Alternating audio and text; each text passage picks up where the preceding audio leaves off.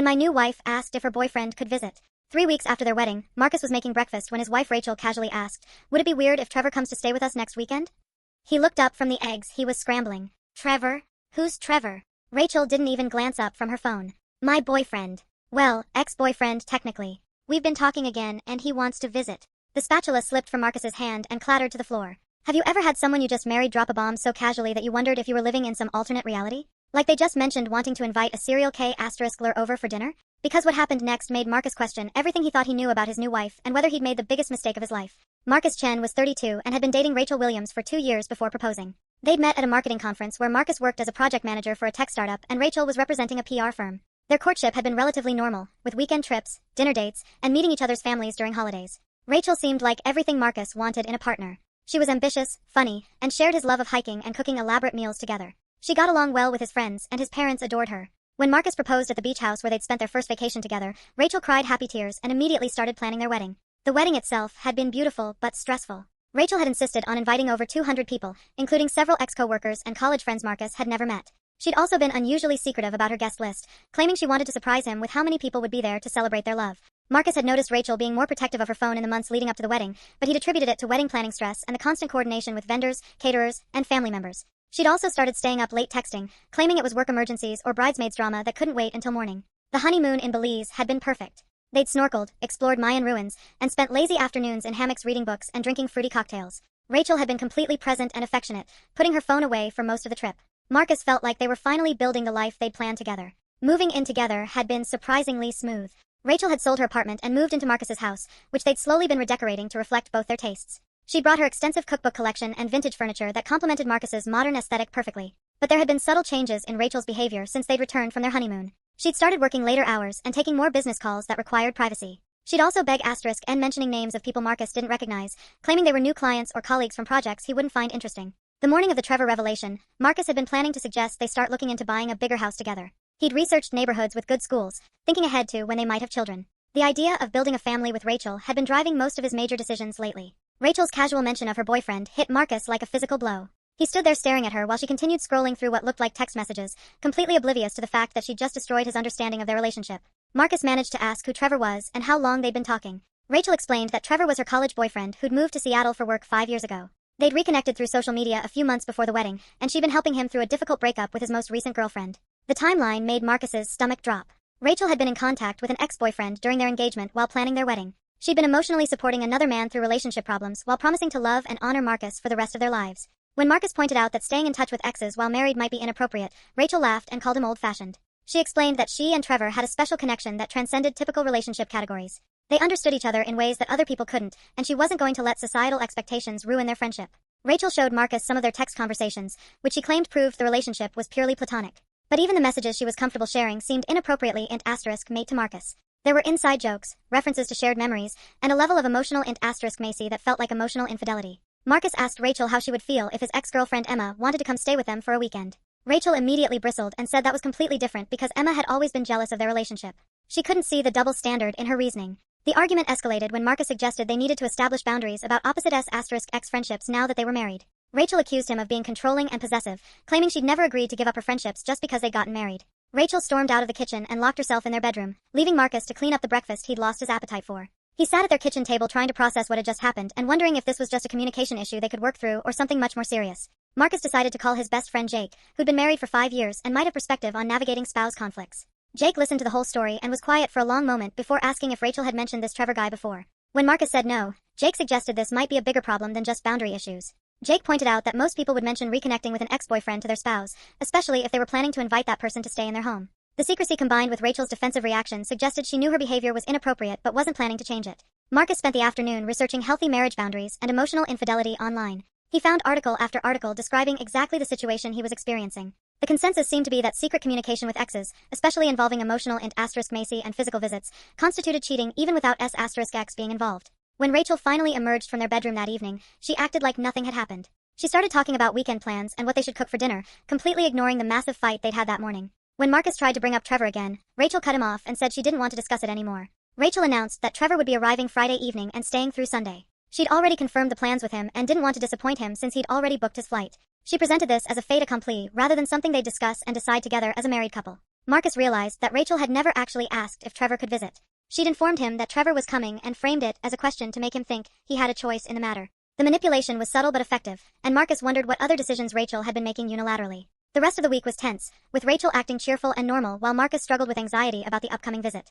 He found himself checking her phone when she left it unattended, which made him feel guilty but also revealed more frequent communication with Trevor than she'd initially admitted. Rachel had been texting Trevor multiple times per day, sharing details about her daily life and asking for his opinions on everything from work decisions to what to wear. The level of emotional Macy in their conversations rivaled what Marcus shared with Rachel herself.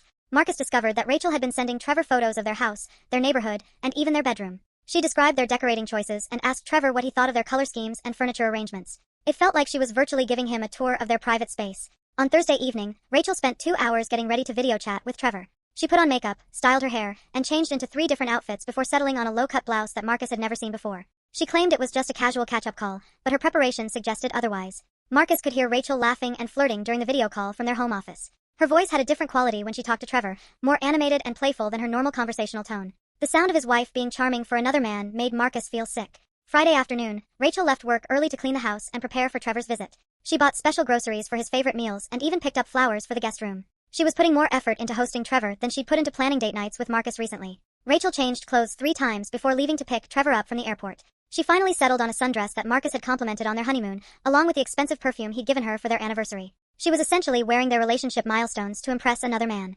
Marcus was dreading Trevor's arrival but was also curious to see what kind of person had inspired such devotion from his wife. When Rachel's car pulled into their driveway that evening, Marcus watched through the window as she practically ran to hug a tall man with dark hair and an athletic build.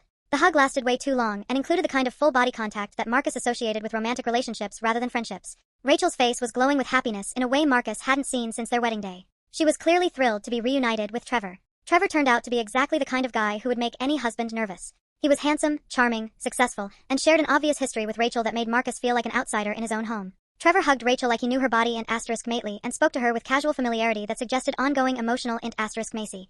Dinner was excruciating. Rachel and Trevor dominated the conversation with references to shared experiences, inside jokes, and memories that Marcus couldn't participate in.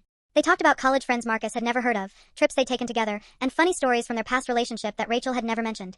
Marcus realized that Rachel had told Trevor details about their marriage that she'd never shared with her own husband. Trevor knew about Marcus's job stress, their financial planning, and even personal information about Marcus's family that Rachel had apparently been discussing with her ex-boyfriend regularly. The sleeping arrangements had been a source of anxiety for Marcus all week. Rachel had initially suggested Trevor stay in their guest room, but Marcus had insisted on setting up an air mattress in the living room instead. He wasn't comfortable having his wife's ex-boyfriend sleeping down the hall from their bedroom. Saturday morning, Marcus woke up to find Rachel and Trevor making breakfast together in the kitchen. They were working in perfect synchronization, finishing each other's sentences and sharing cooking tasks with the ease of people who'd done this many times before. Rachel was wearing Marcus's favorite pajamas and laughing at Trevor's jokes while making Trevor's coffee exactly how he liked it.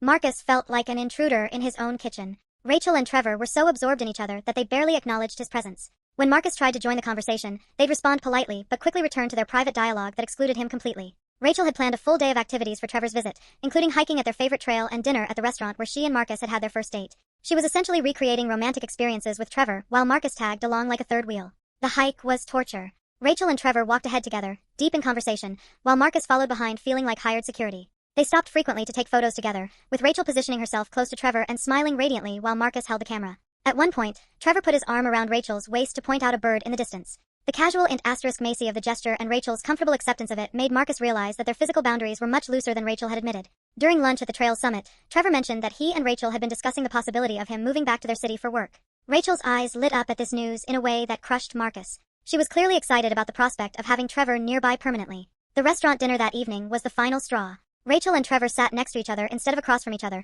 sharing food and touching frequently during conversation. Rachel fed Trevor bites of her dessert with her own spoon, an mate gesture she claimed was just being friendly. Marcus excused himself to the bathroom and called Jake from his phone. He explained what was happening and asked if he was overreacting or if this was as inappropriate as it seemed. Jake confirmed that Rachel's behavior was completely unacceptable and suggested Marcus confront the situation directly rather than enduring another day of torture. When Marcus returned to the table, he found Rachel and Trevor looking at photos on Trevor's phone with their heads pressed together. They were laughing at pictures from Trevor's recent vacation, completely absorbed in each other and oblivious to Marcus's return. Marcus sat down and announced that he thought it would be best if Trevor left first thing in the morning instead of staying through Sunday as planned. The table went quiet, and both Rachel and Trevor stared at him in surprise. Rachel immediately became defensive, demanding to know why Marcus was being so rude to her guest. The confrontation that followed was ugly and public. Rachel accused Marcus of being jealous and insecure, while Trevor tried to play peacemaker but clearly sided with Rachel. Other restaurant patrons were staring as Rachel's voice got louder and more emotional. Marcus finally stood up and said he was going home, with or without Rachel. He threw money on the table and walked out, leaving his wife to choose between following her husband or staying with her ex-boyfriend. The 10-minute drive home felt like the longest of Marcus's life as he waited to see which choice Rachel would make. Rachel came home 2 hours later with Trevor in tow, both of them acting like Marcus was being unreasonable. Rachel announced that Trevor would be staying through Sunday as originally planned, and Marcus could deal with his jealousy issues on his own time. Marcus realized that his wife was prioritizing another man's feelings over her husband's comfort in his own home. She was essentially choosing Trevor over Marcus and expecting Marcus to accept the situation gracefully. That night, Marcus lay in bed listening to Rachel and Trevor talking and laughing in the living room until nearly 2 in the morning. The sound of his wife enjoying another man's company while he was upstairs alone felt like the death of their marriage. Sunday morning, Marcus woke up to find a note from Rachel saying she'd gone to take Trevor to the airport and would be back later. She'd chosen to spend Trevor's final hours alone with him rather than including Marcus in the goodbye process. Rachel returned home that afternoon acting like nothing unusual had happened. She started talking about laundry and grocery shopping and what they should watch on television that evening. When Marcus tried to discuss how inappropriate the weekend had been, Rachel shut down the conversation and accused him of being controlling. The pattern continued over the following weeks.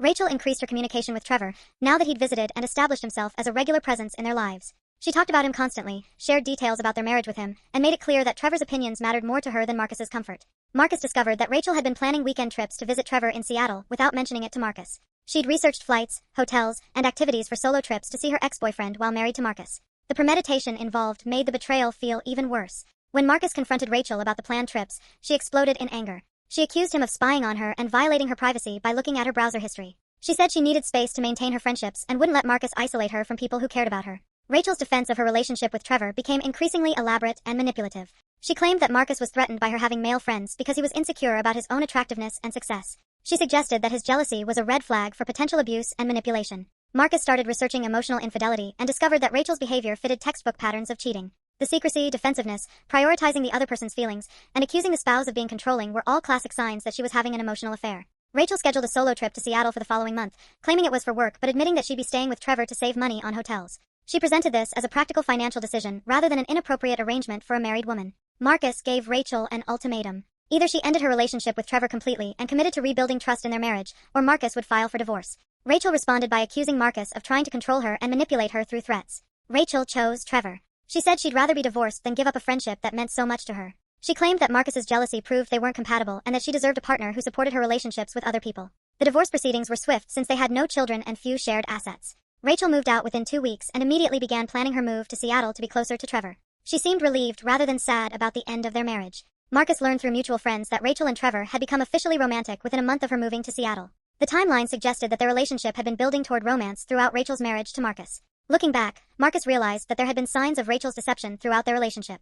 She'd always been secretive about her phone, had mysterious evening commitments, and had been reluctant to fully merge their social circles or make long-term plans together. The betrayal taught Marcus important lessons about trust, boundaries, and the warning signs of emotional infidelity. He learned that someone could cheat without having S***X, and that emotional affairs were often more damaging to marriages than physical ones because they involved deeper **Macy and connection. Marcus's therapist helped him understand that Rachel's behavior reflected her character rather than any deficiency in Marcus as a husband. People who are capable of carrying on secret emotional relationships while married lack the integrity necessary for healthy partnerships. The experience made Marcus more cautious about dating but also clearer about his non-negotiable boundaries in relationships. He learned to trust his instincts when something felt wrong rather than trying to rationalize concerning behavior from partners. 2 years later, Marcus met Sarah, a teacher who was transparent about her friendships and included Marcus in her social life from the beginning. Sarah's openness and trustworthiness helped Marcus heal from Rachel's betrayal and believe in healthy relationships again. Marcus occasionally heard updates about Rachel and Trevor through mutual friends. Their relationship had apparently been tumultuous, with multiple breakups and reconciliations. Rachel's pattern of secrecy and manipulation had continued, suggesting that her issues went deeper than just her marriage to Marcus.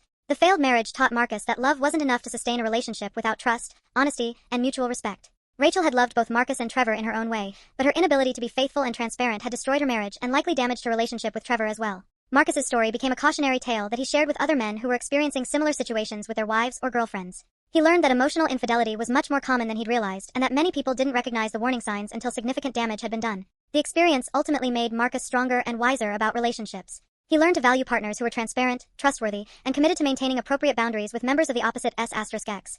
Rachel's betrayal had been painful but had led Marcus to a better understanding of what he needed in a life partner. Looking back, Marcus realized that Rachel's casual question about Trevor visiting had been a test of how much inappropriate behavior Marcus would tolerate. When he'd failed to immediately shut down the idea, Rachel had interpreted his hesitation as permission to continue escalating her emotional affair. Marcus's advice to other men in similar situations was simple: trust your instincts, set clear boundaries, and don't accept behavior from a spouse that you wouldn't accept from a friend or colleague. Marriage required higher standards of loyalty and transparency, not lower ones, and partners who couldn't meet those standards weren't ready for the commitment they'd made.